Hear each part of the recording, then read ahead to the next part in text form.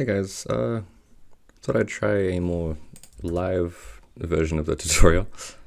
I'm just going to be walking through how to use my new rig, as well as how to animate in 3D in general, in a very foundational sense. So I've got my rig imported here. I'm in pose right now.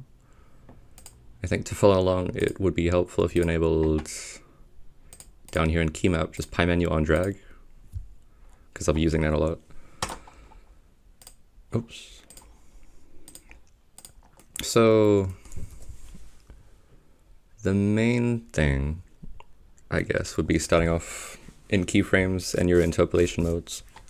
So there are two main ways to keyframe.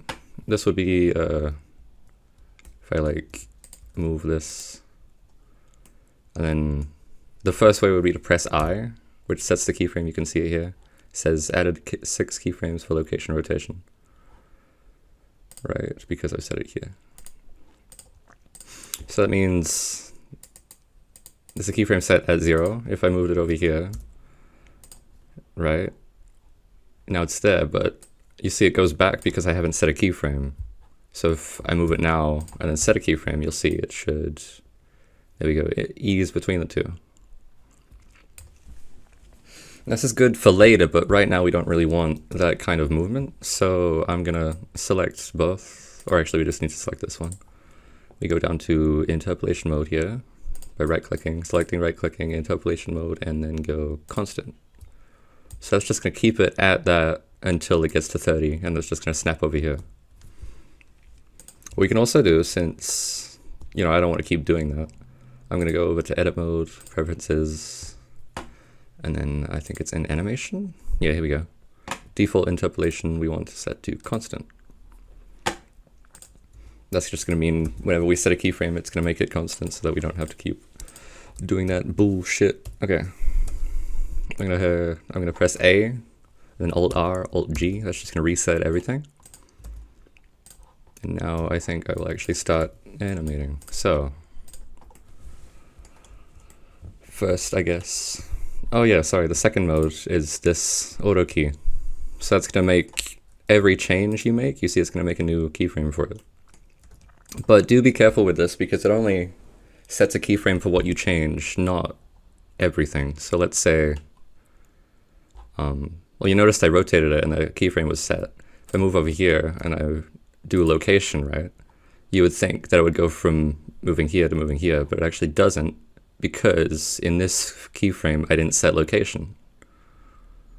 So it's only ever been at this point has been a location keyframe, so it's just gonna stay there with the rotation here and location there. So something to look out for. Personally, I like using the auto key just because it's faster. I don't have to press I all the time.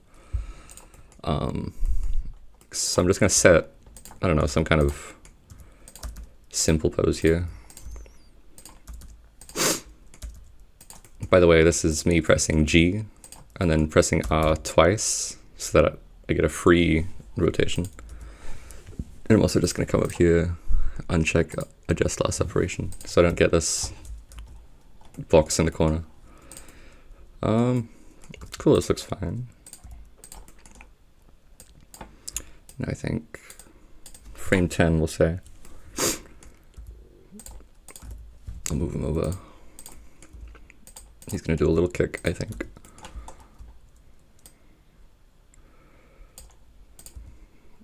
Puts his weight on that foot, winds something up. Also gonna hide drivers, I suppose. And holds, don't need those. And also roots, don't need those.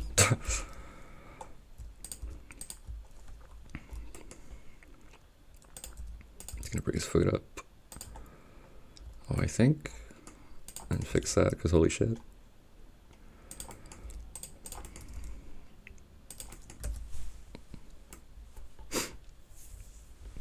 Great. I guess I'll hide, oh, the poles, right. So these are what aim the limbs, the knees and the elbows, and they are parented to the controls here. So you see when I rotate the foot, then the knee follows it. Sometimes this is what we want, but other times we want, you know, a stronger stance where the knees are pointed out, or something like that, or maybe the elbow needs to come up for some reason. We can do that by, again, double tapping R and just moving it so that the poles are very far away from the elbow. You don't want them close, or else then you get a snappy movement. So make sure to move the pole away and then rotate it. Anyway, winding up the kick there. Lift this stuff up.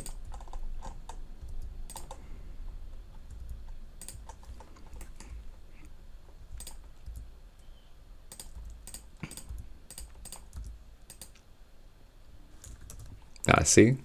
Here it's just gonna have the back bent the whole time because I didn't set a keyframe beforehand. So Alt-G, reset the location. And now it's gonna bend. No, same with the head. I don't know.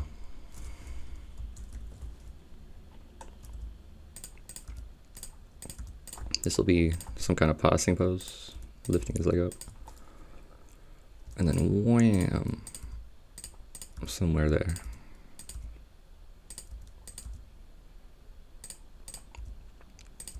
Strong pose, pulling his body back so that his kick has more force.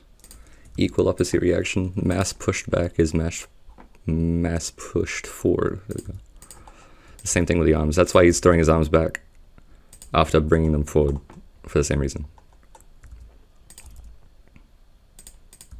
Because all that reaction force is going to go back into the foot, which makes for a stronger kick. So now, I'll just move over.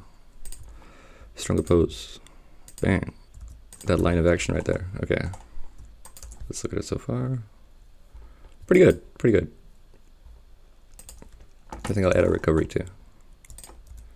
Just coming back. Whips back. Adjusting his posture again. Don't forget about the arms.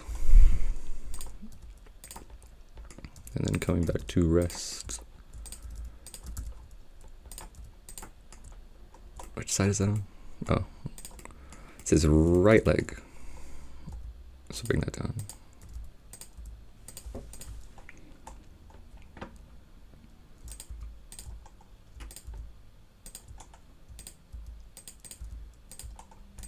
Of course, none of these keyframes are set in stone. You can always drift them around if you feel like he takes too long to wind up or something like that. Does not matter.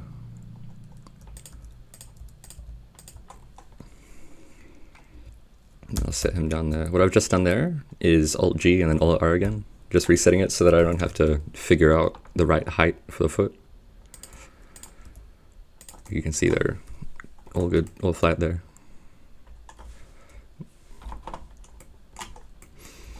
Now I'll just move the rest of his body in place. Again with the G and the double R. Something like that, I think, is fine.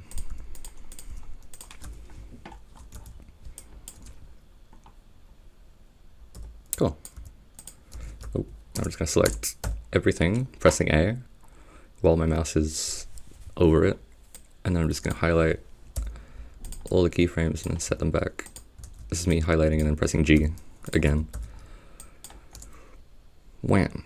Nice, I like that. Might just keep this a bit longer. Or not.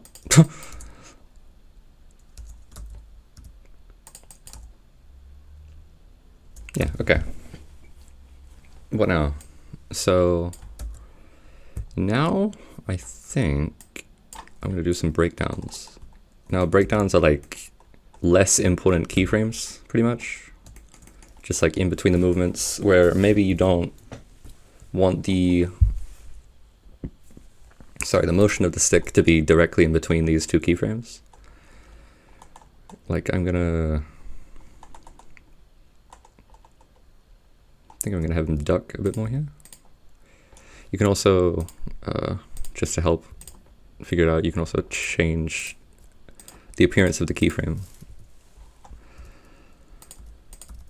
I don't think this has an effect on how it's interpolated later on, but it's just for you as the animator to see where your keyframes are. So I'm gonna move around.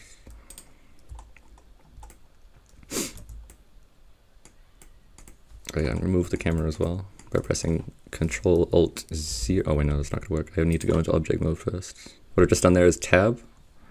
So I'm holding tab. And I'm gonna go to object mode. And then Control Alt 0 on the numpad, Control Alt 0 on the numpad. And that's gonna change my camera view. You can also have keyframes on the camera, but I'm not gonna animate that because, like, gross. Great.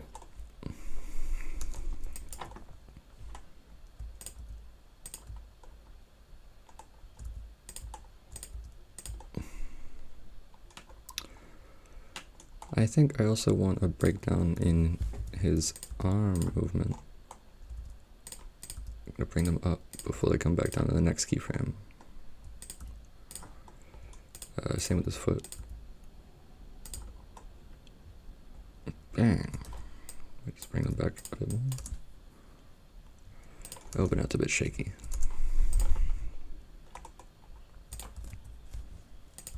Let's try that.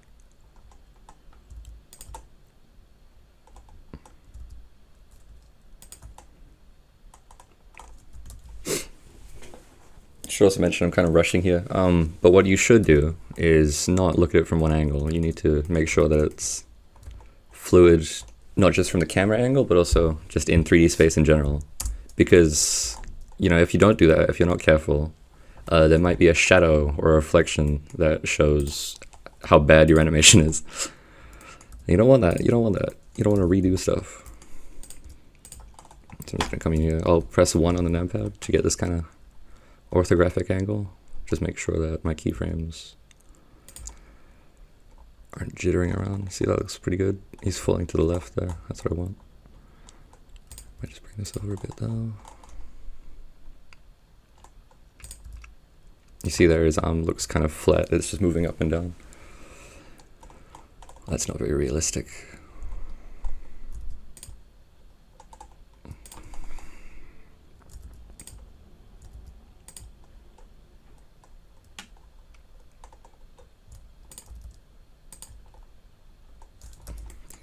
Okay. I like that. I think it does need something. I'll add some more shake here just to make it look more powerful. So I'll push his some overshoot. I mean, push his limbs out a bit more, and I'll have this go a bit higher. So it's like it swings out to the raw power and then comes back into this pose. I like that. I like that a lot. Okay.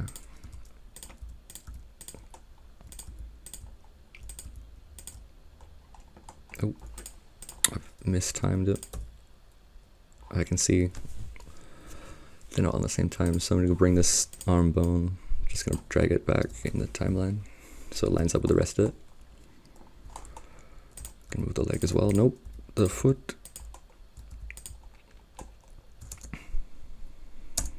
Oh, by the way, I'm holding Alt and Scroll just to scrub through my keyframes. Okay, decent, but I think he comes forward too quickly. So I'm just gonna ease that movement a bit, make it more gradual. There we go. And then back to rest. Okay.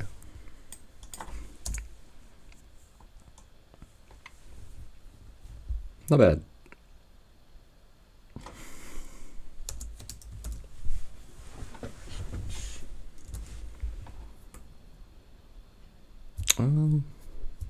I think we can move on to interpolation now. So I'm gonna highlight these ones, not the feet, because I don't really want those interpolated just yet. And I'll show you why later, but I'm just gonna highlight that. Press A here, or just highlight them all like that. Right click, interpolation mode, and now we're gonna go to Bezier. Now this is probably gonna look terrible, but it's okay. It's how it goes. Oh, wow, not terrible.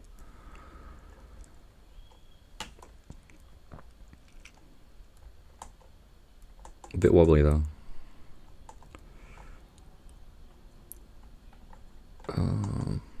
Actually, I'll just do the feet just to show you guys why I don't.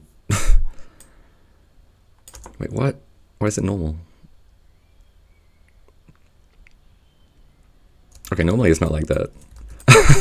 Bear with me here. So, I guess because it's a simple movement. Oh no, we do have some problems. Okay, so here you see this foot's moving before the weight has been lifted off it. And that's very, very unrealistic. So what I'm going to do, what I normally do, sorry, is just, I'll set this back to constant, right? So now it's staying there. And now I'm going to set a keyframe without moving anything. I'm just going to press I. So now it holds it for that duration. Now if I go back to Bezier, you see it's going to hold it until the weight comes off. Then it starts moving.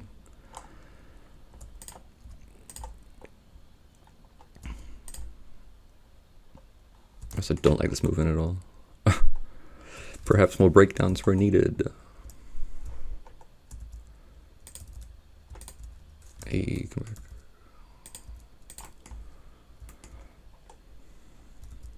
We'll do that, I think.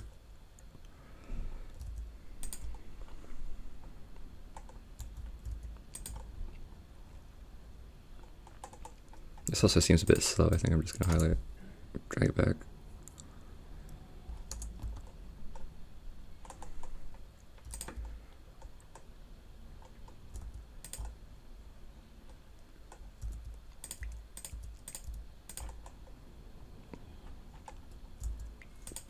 Okay, so now what I'm doing is I'm just breaking it down further. Because it seems like my breakdowns weren't enough, which is fine, because Blender is way more flexible with that kind of stuff.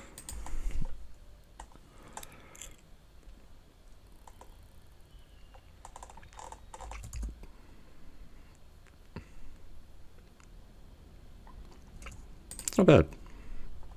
I do think, though, that this should probably stay a bit higher and then pull it back up. Yeah, I'll take that. Okay, now some people would stop here, but what I did for brokers is I highlighted it all and then just set keyframes for the whole thing.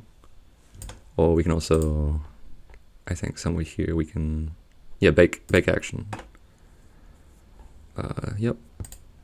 So I'm just gonna set a keyframe for every single position, all the rotation. So now if I go here and press constant, it's not gonna change anything, right? Now what's the point of that? Well, we can now double frame.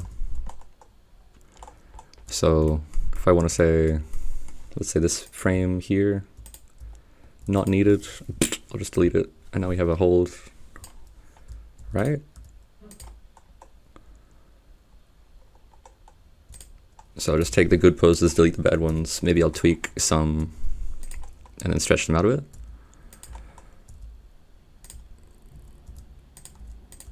Let's say I want to hold that one, delete this one. Oh, wait. What I've done there is only selected this one, so I want to select everything and then delete it. See what I mean?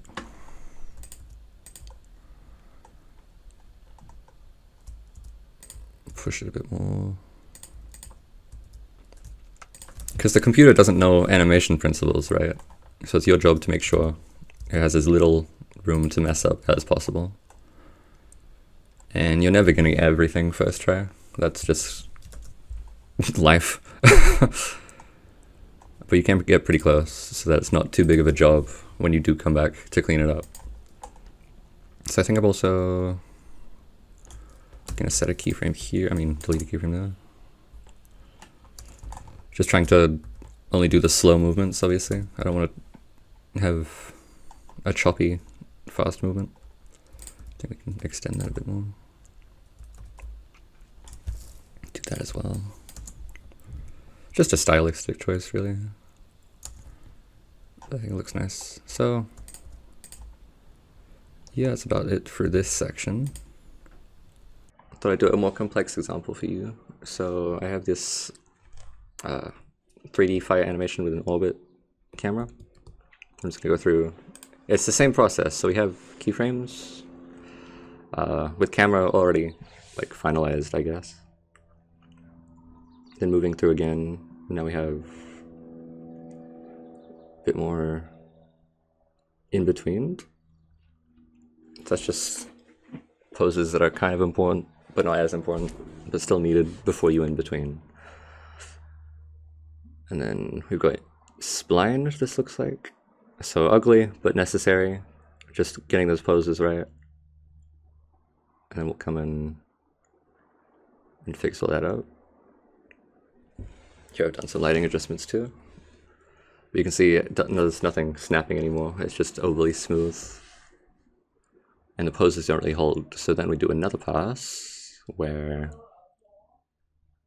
it's more natural, I think, as the movement goes.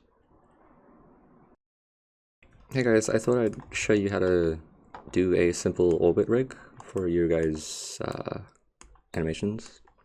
I've already got it set up, but I'll just delete it now and show you guys again. So you notice the camera has no keyframes.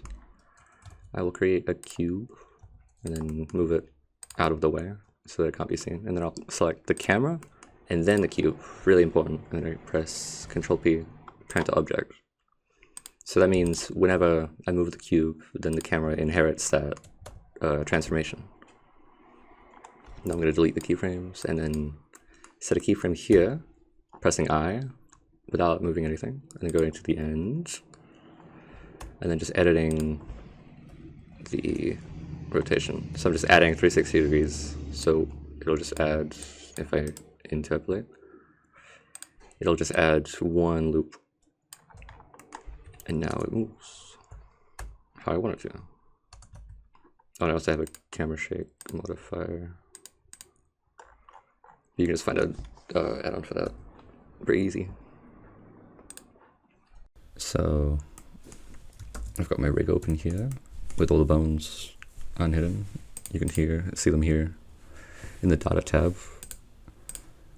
Of course, you need to go down here in key map. Pie menu on drag, very helpful just to switch between stuff. So I'm holding tab here, edit mode, pose mode, object mode. When I select it, and go to the data tab, of course I can see all the bones there. So I guess I'll just walk through what they do. I'll just show everything for now. What a mess. Okay, so I'll start the controls so it's only them that I can see, since that's what we're going to be using for most of the time. Here we have the arm control, which is just the whole arm controlled from the hand, and then it influences the rest of the arm back to the shoulder. We also have a pull target, which you cannot see, but it is parented to that control, you see. So if we wanted to influence that, then we just rotate this control here. Or if we don't want to do that, we can just influence, so I just move the pull on its own. So let's say you don't want to rotate this foot, we can just have the knee move like that. Easy peasy. That was Alt R, Alt G, just to reset that. We also have the head, of course, that's just gonna move around, rotated, and it also controls the back. Here we have the back, obviously, so this is just gonna be the bend controller. Has a limit, but that's fine. I don't think we want to move it any more than it already can. And here we have the root, the small root controller, which controls the entire upper body. You see that even moves these parts, the IK controls. It's useful if we have like hands on hips or something like that, and I don't want to have to move the hand to match the animation of the root. That would just be a nightmare. I also have the pelvis bone on its own, so that if you have, I don't know, a hand planted on the floor, you can just get down there. You can just leave it there. See, if I try to move it like that, then it's just going to move the arm with it. But if I don't want that, then I can move this bone instead. Whoops. Cool. Moving down here, we have the leg controls, obviously. But what we do have, what's new, is these controls. So the roller controllers control the heel and toe rotation. So you don't have to be rotating it like manually, trying to fit it onto the floor. Nothing like that. You can just rotate, and that does the rest. Very cool stuff, very easy. There's also the wrist control, sorry, which just another IK control kind of. So it influences this part, but then this hand bone always points towards this control. So if you have the hand like on a surface or something, and you don't want to move it, you can just like lift it off, and then the hand will stay there. Pretty useful.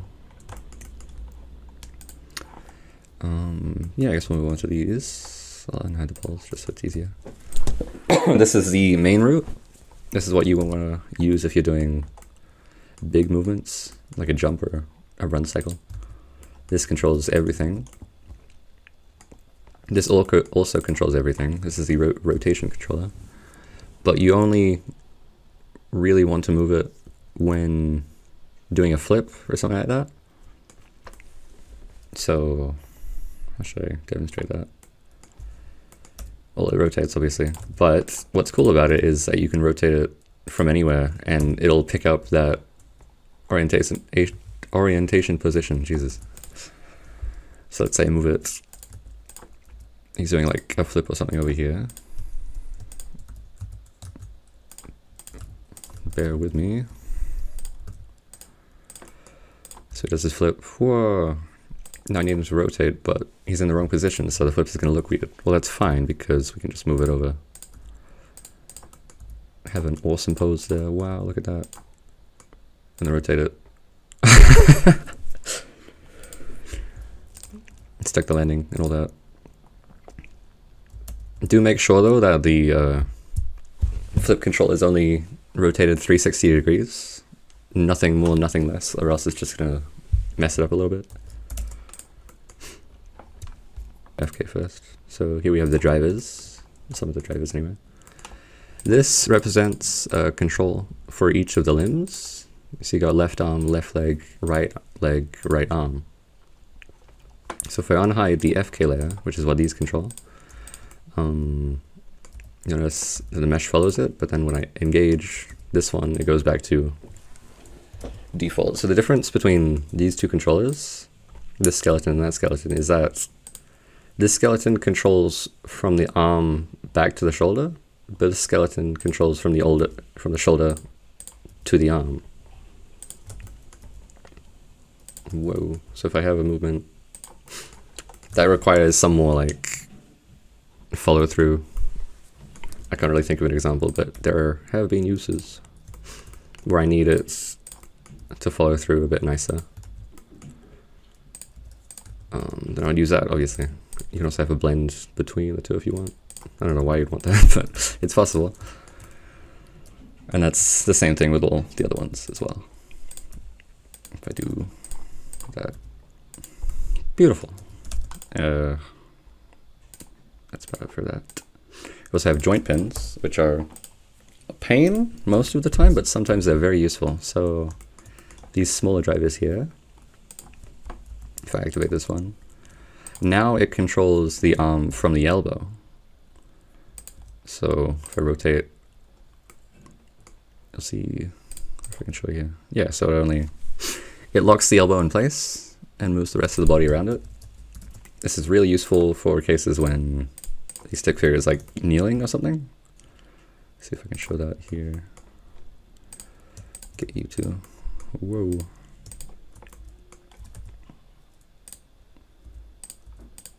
Oh my. Ignore that. Let's see here. Nope. It's just gonna lock those knees in place and then move the pelvis around that. So that's really useful if you have a stick figure that's crawling or something like that. But one always come up. Very rare, but very helpful when it is needed. Next we have, I'll just unhide those. We have control items. So these are places where you might want accessories to be on a stick figure. Got hips, chest, head, hands. So let's just make an item, I guess. My signature donut. Wow, so cool. Shrink that down. So I'm imagining, of course, you make your own thing, like a sword or a helmet, something like that. Then you go down to pose mode here, and I'm just going to find the one that says hand object parent. So I'll select that, select that, and I'll select the item, and select the skeleton as well. Shift selecting. It's important that the skeleton was selected last as well. Now I'm just going to press Control P, bone. Bone, very important. So now when I move it, you see it's going to hold the object. Great. But what if your item needs to be thrown or something, and you're not happy with how it rotates? Like, I don't really want it to rotate around this random point in the donut. You know, I want it to be in the center because that's where the center of mass is. I can, hopefully, there we go. Move the parent over so that the pivot is in the middle, right? So now when I move the control, oh, I've done parent the control first. Down to 0, so now it's unparented, it's a free object. And now when I rotate it, it's going to rotate around the center. Same with the pivot. So if I animate the control so that it moves over here. Imagine this is my really cool throwing animation. Oh, it's in constant way. Linear? There we go. So it's moving across. I just set the location with the hand slot, and now I'm going to rotate with the pivot. And just leave the parent control as it was. Why isn't it rotating? Oh, because it's trying to be smart about it. Bonk.